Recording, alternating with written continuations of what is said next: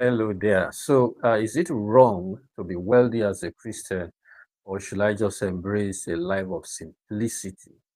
As a crucial one, this question sits quietly in the hearts of many of us believers, because on one hand, the Bible warns us about money. On the other hand, well, it records men and women of God who were extremely wealthy. So, which is it? Does God frown at wealth, or does He simply caution us about how we hold it? So, Scripture makes one thing clear: money itself is not evil. First Timothy 6, verse 2 does not say money is the root of all evil. It says the love of money is. So, wealth becomes dangerous not when it is possessed, but when it possesses our hearts. Now, Abraham was rich in livestock, silver, and gold, yet God called him his friend. Job was the greatest man in the East, and God testified of his integrity. David ruled a prosperous kingdom and still remained a man after God's heart. Wealth did not disqualify them; misplaced affection would have. Now, Jesus' strongest warnings were not against wealth, but against wealth without stewardship and humility. When he said you cannot serve God and mammon in Matthew 6:24, he wasn't condemning ownership, he was confronting lordship. Now, the real question is not how much do I have, but who do I serve? At the same time, the Bible honors simplicity not as poverty, but as freedom. Proverbs 30, verses 8 and 9 captures this balance beautifully. It says, give me neither poverty nor riches, but feed me with the food allotted to me. And in other words, the food sufficient for me.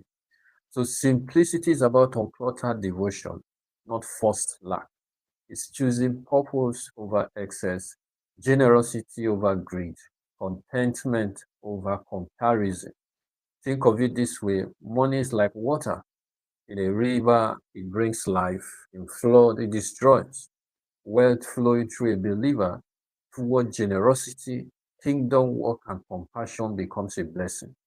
Wealth trapped in the heart becomes a burden.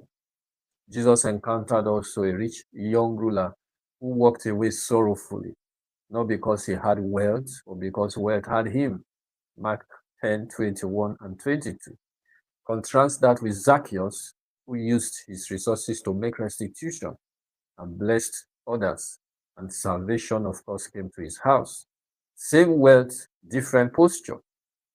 The New Testament never commands believers to be poor, but it does command them to be generous, to be content, and of course, open handed. Paul told the wealthy in 1 Timothy 6:17 and 18, he says, do not be arrogant, nor put your hope in wealth, but be rich in good works, ready to give, willing to share. And notice Paul didn't say stop being rich. He said stop trusting riches. So is it wrong to be wealthy as a Christian? No. But it is dangerous to be wealthy without discipline, without humility and eternal perspective. And of course, should the Christian embrace simplicity? Yes, but as a spiritual posture, not a rigid rule. Simplicity says, I own things, but they don't own me. It says, I can enjoy God's provision without losing my devotion. So, God is not glorified by our lack or our abundance, is glorified by our obedience. Whether we have much or we have little, the goal remains the same: a heart anchored in God, hands open to others, and a life that reflects eternal priorities over temporary gain.